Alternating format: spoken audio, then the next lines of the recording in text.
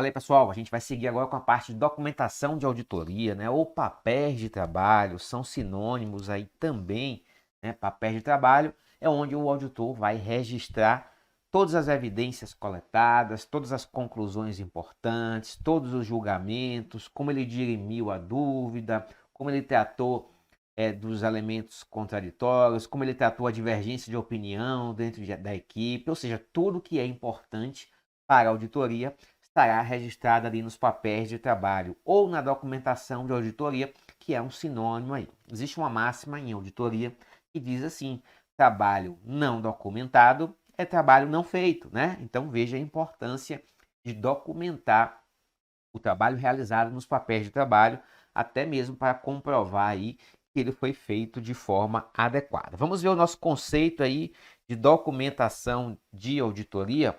É o registro dos procedimentos executados, das conclusões, das evidências, dos julgamentos, né? Ou seja, tudo que o auditor fez e o que é relevante está lá documentado, registrado na documentação de auditoria, que é formada por diversos papéis de trabalho e por conta disso nós temos aí esses dois termos como sinônimos, ou documentação de auditoria ou papéis de trabalho, como se ouvir um ou outro, normalmente está se referindo à mesma coisa, tá? Finalidades do papel de trabalho da documentação. Reúne a base utilizada pelo auditor para fundamentar a sua conclusão, a sua opinião, né? Quando o auditor chega lá no finalzinho e emite a sua opinião no relatório de auditoria, ele faz isso com base em tudo que foi coletado de evidência, evidentemente, mas com base em tudo que está lá registrado nos papéis de trabalho. Se ele precisar mostrar para alguém como ele chegou àquela conclusão, como ele chegou àquela opinião de auditoria, ele vai mostrar o quê? Os papéis de trabalho, né? Então, se o auditor precisar exibir judicialmente, é, justificar judicialmente a forma ou por que ele chegou a uma opinião, está lá nos papéis de trabalho, né? Então, o papel de trabalho, a documentação é de grande importância para documentar o trabalho realizado, inclusive, né, não só para ajudar o auditor e permitir que o auditor chegue à sua conclusão, mas também é possível encontrar nos papéis de trabalho outras finalidades, né? Então nós temos a finalidade relacionada à técnica da auditoria, que é reunir todos os elementos que o auditor coletou, né? Toda a evidência que o auditor coletou, todos os testes que o auditor coletou, visando fundamentar lá a opinião do auditor, a conclusão. Mas nós teremos também outras finalidades aí, vamos dizer assim, secundárias, né? Dos papéis de trabalho. Os papéis de trabalho vão orientar a equipe, assistir a equipe de trabalho no planejamento e na execução. Vai assistir quanto ao controle de qualidade, né? Com os papéis de trabalho, você consegue verificar quem é que fez um teste, né? Qual auditor fez o teste, quem é o supervisor desse auditor, quem revisou o teste. Então você tem ali tudo documentado, né? O teste propriamente dito, o resultado, o membro da equipe que fez, o membro da equipe que revisou.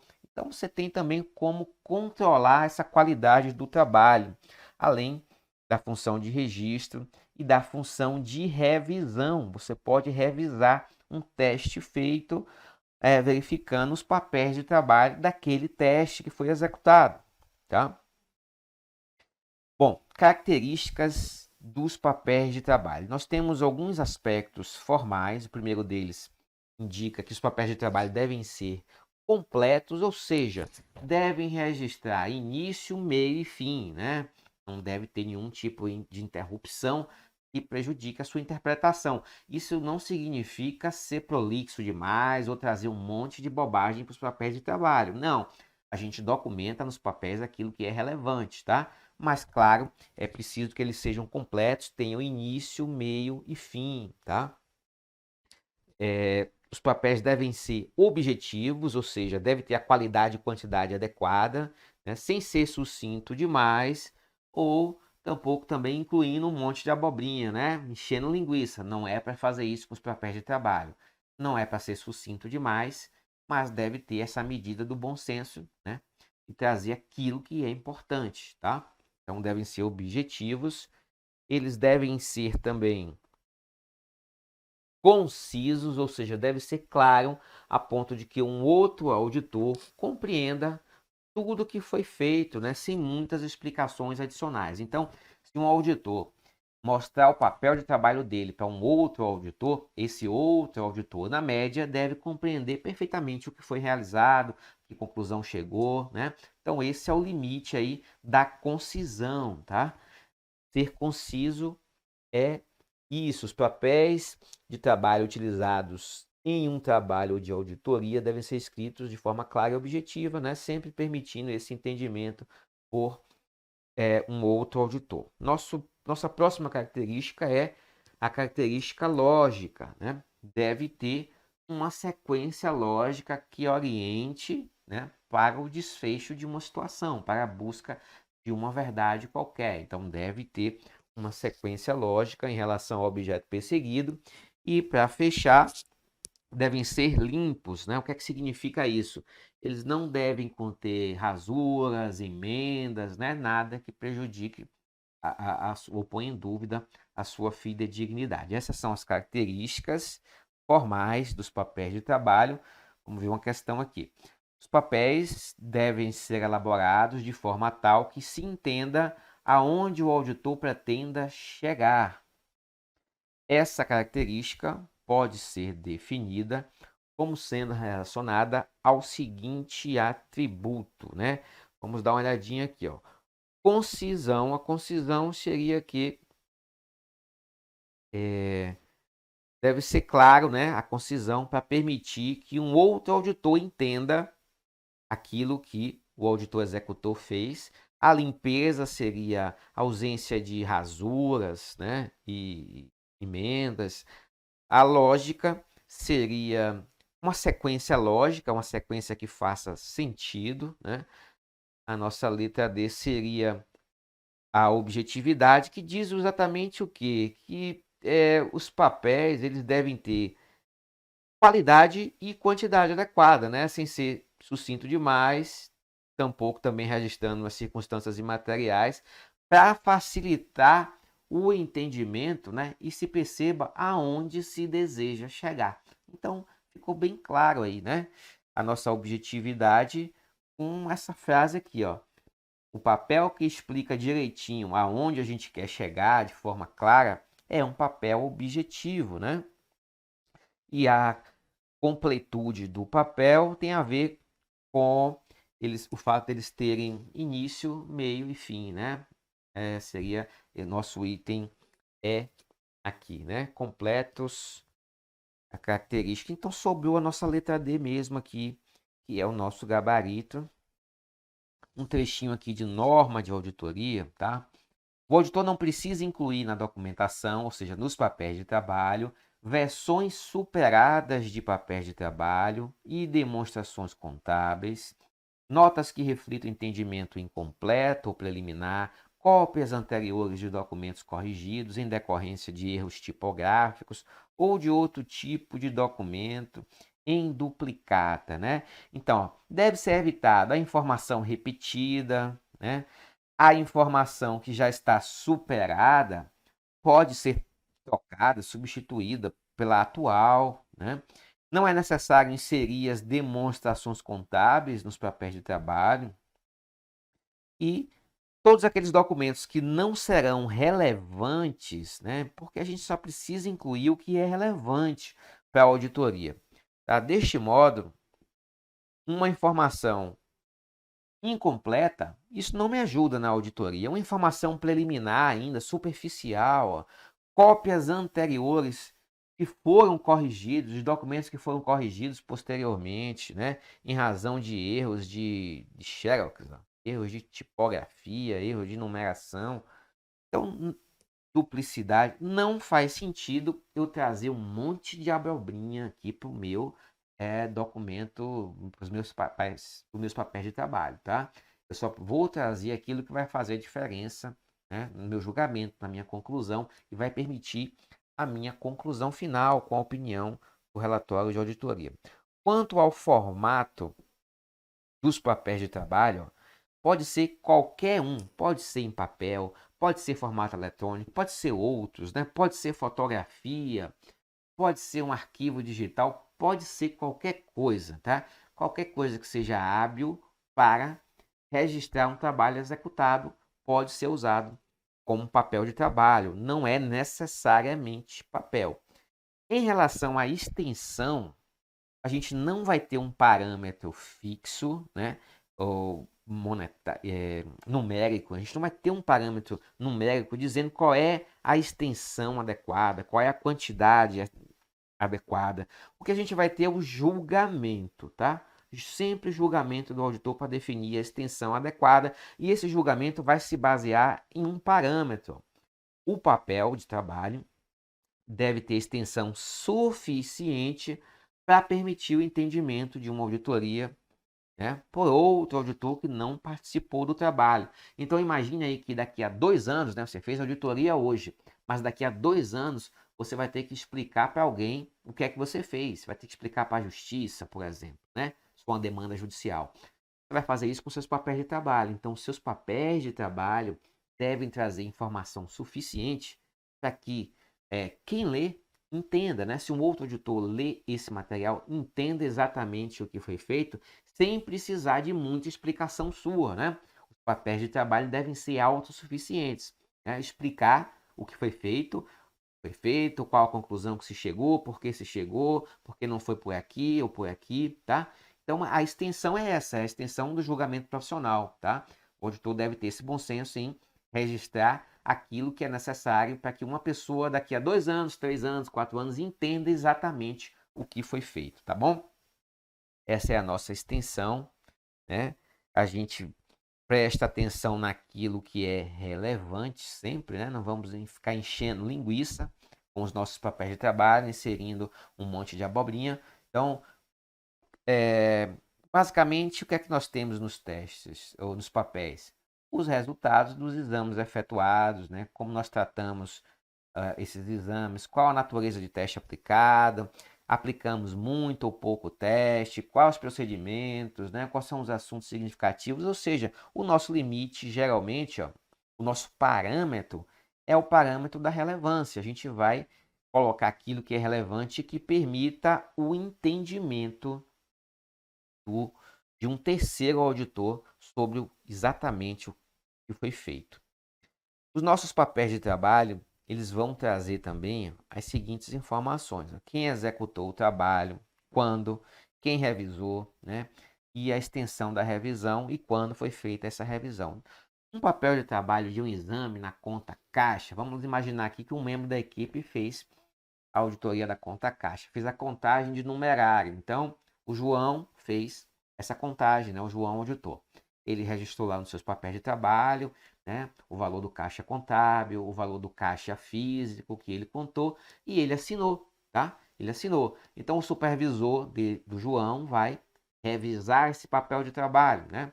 Então, nós temos ali, ó, quem fez, quem revisou, quando foi feito. Tudo isso serve para atribuir responsabilidade, para chamar as responsabilidades, para demarcar essas responsabilidades e demarcar o trabalho exatamente da forma como ele foi executado, né? Então, a característica dos papéis de trabalho aí. Bom, podem ser utilizados para fins legais os papéis de trabalho. De que modo, né? Vamos imaginar aqui que um auditor fez uma auditoria toda errada, levou os acionistas dessa entidade a sofrerem aí danos, né? Prejuízos. E aí, ação judicial em cima do auditor. Como é que o auditor pode se defender, né? Ele vai se defender exibindo seus papéis de trabalho. Ele vai dizer, olha, eu fiz tudo certo aqui, ó, com base à boa técnica da auditoria, né? Aqui os meus papéis de trabalho com os testes realizados, né? Revisados por A, por B, o período, né? Eu fiz o melhor teste disponível diante daquela situação. Então, os papéis de trabalho, eventualmente, né, podem ser até levados à justiça, né? E se o auditor quiser se defender, ele vai utilizar basicamente os seus papéis de trabalho para justificar o que ele fez. Então, isso aqui já foi uma questão de prova, né? A utilização dos papéis de trabalho para fins judiciais. Evidentemente que se a gente sabe que existe o sigilo, né, no trabalho do auditor, O auditor não vai revelar para ninguém os seus papéis de trabalho, tá? Os papéis de trabalho pertencem ao auditor, ele não vai revelar para ninguém. Mas, claro, se a justiça determinar, né? Claro que o auditor vai entregar e abrir o sigilo, né, para a justiça desses papéis de trabalho, e aí ficará evidenciada a forma como foi realizado o trabalho de auditoria. Vamos lá, uma questãozinha. A expressão papéis de trabalho vem sendo derogada pelo termo documentação, né? Sinônimo, ó, documentação e papel de trabalho. O tema, o nome mais moderno é esse aqui, é o que está na norma, né? Mas isso aqui é tradicional de muitos anos já da literatura. Então, a expressão papéis vem sendo derrogada pelo termo documentação de auditoria e normas que estabelecem que ela deve ser preparada de forma que um auditor experiente entenda a natureza, época e extensão dos procedimentos de auditoria executados, desde que tenha tido envolvimento anterior com a auditoria. Bom, a documentação de auditoria ou os papéis de trabalho devem ser executados numa extensão tal, de modo que um terceiro auditor que verificar esses papéis de trabalho vai entender exatamente o que foi feito, quais os testes, quais as conclusões, qual a profundidade. Ele vai entender tudo, né? Sem precisar de informação adicional, sem precisar de auxílio do auditor que fez, né? Para explicar. O papel de trabalho deve ter essa característica de autossuficiência. Quem lê deve entender exatamente o que foi feito, né? E essa pessoa, esse terceiro que vai ler, é um terceiro que não participou dos trabalhos, né? O nosso parâmetro é que essa documentação de auditoria seja bem feita a ponto de permitir alguém que não participou dos trabalhos entenda o que foi feito, né? Fazer com que quem participou entenda é fácil, né?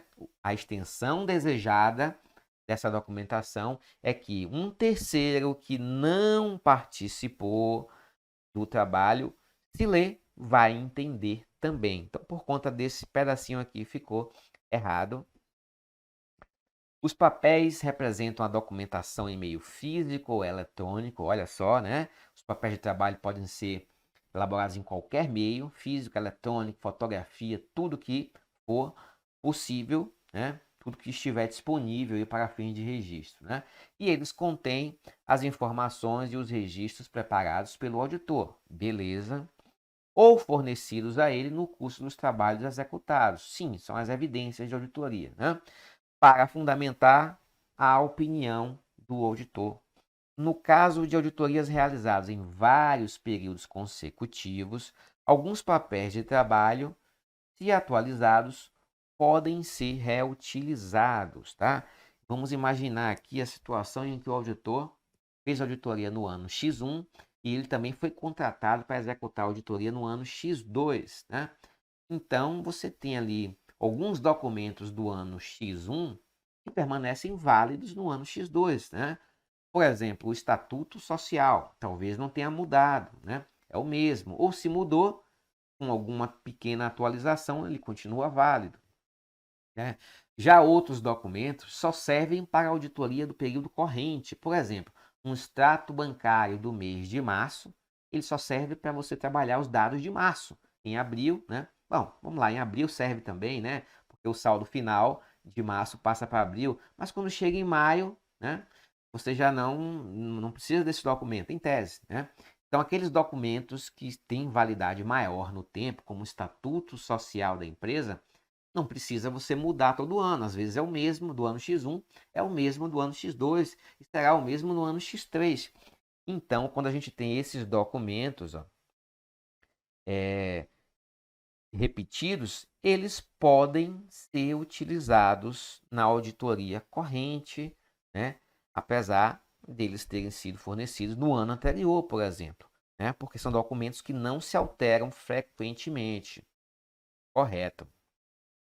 Em relação ao sigilo, né, a gente sabe que o auditor deve guardar sigilo em relação a todas as informações que ele obteve por conta do seu trabalho. Isso diz respeito também aos papéis de trabalho, né? Ele não pode fornecer os seus papéis de trabalho para o fisco, por exemplo, para que o fisco autue o seu cliente, né, por conta de uma omissão, alguma coisa. Ele não pode fazer isso, ele não pode fornecer para ninguém os seus papéis de trabalho. Evidentemente que se a divulgação é permitida por lei, né, se não é proibido, ele poderá fornecer, se desejar, se o cliente também autorizar. Se essa divulgação é exigida por lei, ele poderá fornecer. E se a divulgação decorre de dever profissional, nesse caso ele teria que apresentar, né? Nesse caso, não havendo lei na jurisdição que ele atua que proíba essa conduta. Então, a regra geral é o sigilo dos papéis de trabalho, tá? Os papéis de trabalho devem ter o seu arquivo finalizado em 60 dias após o relatório de auditoria. Esse prazo não é obrigatório, é uma recomendação, né? Então, após o relatório, o auditor deve montar o arquivo com os papéis de trabalho no prazo de 60 dias. O auditor deve guardar esses papéis de trabalho por, no mínimo, 5 anos a contar da emissão do relatório. E aqui um elemento bem importante, ó. A propriedade dos papéis de trabalho é do auditor, pessoal. Isso aqui é uma boa pegadinha, tá? Não é da empresa que ele realizou a auditoria, não é do cliente de auditoria, é do auditor, tá? Então, apesar de que nos papéis de trabalho a gente tem informações que são da empresa, né? Por exemplo, nós temos ali os dados das demonstrações contábeis da entidade, né? Os dados são da entidade, estão ali, mas os papéis de trabalho é do auditor. Então não é porque tem dados da entidade que a entidade vai poder exigir, por exemplo, que o auditor forneça esses papéis de trabalho para ela. Não, os papéis de trabalho pertencem ao auditor. Se a empresa pedir ao auditor os papéis de trabalho, o auditor pode dar. Se quiser, dá. Se não quiser, não dá, porque a propriedade é do auditor, tá bom? Bom, os nossos papéis de trabalho, eles se classificam, né, em duas categorias: arquivos permanentes ou pasta permanente e arquivo corrente e pasta corrente, né? Qual é a característica dessas duas classificações, né? Na pasta permanente, nós teremos, foi aquele exemplo do Estatuto Social que eu falei, aqueles documentos que têm validade maior no tempo. São aqueles documentos, são aqueles papéis de trabalho, informações contidas nos papéis de trabalho, que vão servir para o ano X1, X2, X3, em diante, né? E na pasta corrente, nós teremos aquelas informações que vão servir apenas para o exercício corrente sob auditoria, tá? Então, pasta permanente, documentos com validade maior no tempo, e a pasta corrente com aqueles documentos que são utilizados apenas na auditoria atual. Então, pasta permanente, documentos valem por mais de um exercício, e pasta corrente apenas para o exercício atual. Alguns exemplos aqui, ó. Na pasta permanente, por exemplo, um contrato social é algo que muda pouco, né? Então, provavelmente o contrato social do ano X1 é igual ao do ano X2. Então, você percebe aí que tem uma validade maior no tempo. Guias de orientação, atas de assembleia, organograma, as leis que regulam a entidade, o controle interno, o mapa de controle interno da entidade, o plano de contas contábil. A gente não muda a política contábil todo ano, né? Então, plano de contas contábil, tabelas estatísticas, tudo isso aqui são documentos que constam em, né, uma vez sendo registrado pelo auditor, constariam na pasta permanente. E na pasta corrente, aquelas informações que valem para o ano corrente apenas. O programa de trabalho da auditoria é para a auditoria atual, então é uma pasta corrente. Questionários, forma de registrar o controle interno, né, por exemplo, vale para o ano corrente. Os testes realizados, né? Teste de recálculo, teste de confirmação, os julgamentos realizados foram para o exercício corrente, o tratamento de questões éticas e independência, avaliação e respostas aos riscos, que são a aplicação sumária de alguns testes, valem para o exercício corrente. Esses nomezinhos, né, eles não estão definidos em norma. Então, pode aparecer outros. Aqui eu coletei alguns que já apareceram em provas, né? Mas pode aparecer ou outras informações aí que não estão aqui. Então, por exemplo, um extrato bancário do mês de abril é um documento corrente ou permanente? Bom, um extrato bancário revela uma movimentação de um mês em específico, né? Portanto, interessa a essa auditoria atual. Lá no ano seguinte, talvez não vai servir para nada esse extrato bancário. Então, apesar de não estar aqui na lista, você classificaria ele como pasta corrente. Então, você vai ter que ter esse bom senso aí, né? Para diferenciar aqueles documentos que servem para mais de um ano e aqueles que servem para o ano corrente apenas. Nem sempre será fácil, em alguns momentos fica a dúvida, em alguns momentos é até difícil concordar com a banca, né? Porque auditoria não é ciência exata, tá? Então, a informação muitas vezes que a banca entende que é permanente, né? Um outro auditor poderia entender que é corrente e por aí vai. Mas, de um modo geral, com bom senso, a gente consegue separar aí com tranquilidade, né? Com relativa tranquilidade, esses dois grupos. Vamos ver uma questão aqui. Nas auditorias, os papéis são elaborados com diversos objetivos, entre eles auxiliar o auditor na execução de procedimentos. Os papéis também são de natureza corrente ou permanente, a depender das características da informação que registram. Um exemplo de trabalho corrente é o seguinte: relembrando, corrente atende ao exercício atual, permanente atende mais de um exercício, informações com maior validade no tempo, né? Vamos ver aqui um corrente. Cartões de assinatura de pessoas responsáveis pela aprovação de transações. Possivelmente, né? Um cartão de assinaturas na conta corrente é algo que não se muda com tanta frequência. Então, possivelmente, a mesma pessoa do ano X1 é a mesma pessoa do ano X2. E se não for, você pode atualizar esse papel corrente, né? A pessoa que assina pode mudar, mas a informação, né? Essa caixinha de informação, ó, pessoas autorizadas a assinar, é uma informação permanente. Você atualiza, troca o João pela Maria, mas a informação continua sendo permanente. Aqui na nossa letra A. Atas de reuniões, isso aqui é um registro para a posteridade, né, pessoal? Então, ó, informação permanente, né? Atas de reunião permanente. Letra C. Cópias de contratos de assistência técnica. Naturalmente, isso aqui vale por mais de um ano, não é para um mês só, né? Então é permanente também. Letra D, legislações específicas aplicáveis à entidade auditada. A legislação também tem um valor prolongado no tempo, né? O marco regulatório é uma atividade permanente. Deixa eu ver aqui como nós relacionamos aqui o marco regulatório, ó. Marco regulatório está aqui na permanente. São as leis, tá? Então, as leis aqui como permanente. Letra E, questionário de controle interno, né? Um questionário de controle interno é uma das formas de você avaliar o controle interno da entidade. Então, você está aplicando um teste de controle, né? Você está fazendo um teste de controle que vale para aquela auditoria. O controle funciona bem hoje, ano que vem ele pode não funcionar mais, né?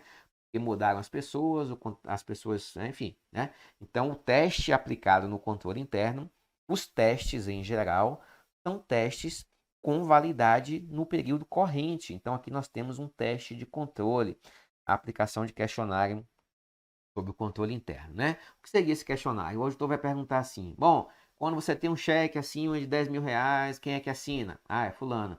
Ah, e se a compra for realizada com pagamento via Pix, quem é que autoriza? Ah, é fulano. Enfim, né? São perguntas para medir essa segurança do pagamento, do contas a pagar, do contas a receber, dos estoques, enfim, eu dei um mega exemplo aqui, tá? Então, esse questionário vale para a auditoria atual, é o nosso gabarito aqui de informação corrente, né? As demais são permanentes. Principais tipos de papel de trabalho, né? Nós temos os papéis de trabalho chamados de lançamento de ajustes, são aqueles papéis que vão apresentar as incorreções, os ajustes, as reclassificações que a entidade... E aí, gostou da aula do professor Arthur Leone? Esse vídeo é um vídeo demonstrativo para que o aluno conheça primeiramente a LAC Concurso e, claro, conheça o nosso grande mestre, professor Arthur Leone, que inclusive é auditor fiscal da Receita Federal. O professor Arthur Leone é um dos melhores professores do Brasil em auditoria. E nós, aqui da Lá Concursos, nós produzimos um curso online super competitivo em videoaulas, completaço de auditoria e também, digo para vocês, e também para aquela questão de nota fiscal eletrônica, SPID e assim por diante, aqui na Lá Concurso. Esse curso nosso, completaço, você assistiu apenas um pequeno pedaço da aula, em torno aí de 20%, 30% da aula, mas a aula toda nós temos o nosso módulo, nossa isolada. Tem um link aqui que você vai se matricular diretamente neste curso aqui, nessa isolada do professor Arthur Leone. Professor, quanto custa? Cara, super promoção, gravado tudo em 2022, atualizado. Isso aqui serve para a Receita Federal, isso aqui serve para qualquer concurso de auditoria, qualquer concurso de Secretaria de Fazenda também, que cobra muito, fiscal, auditor, por apenas, olha aí, R$ 95,00, é isso mesmo, R$ 95,00, você vai ter direito aí a esse curso, essa isolada completa do professor Arthur Leone. Gostou? Então clica aqui embaixo, venha estudar conosco, venha conhecer nosso trabalho aqui na Lá Concursos, que você não vai se arrepender. Um forte abraço, fique com Deus, tchau, tchau.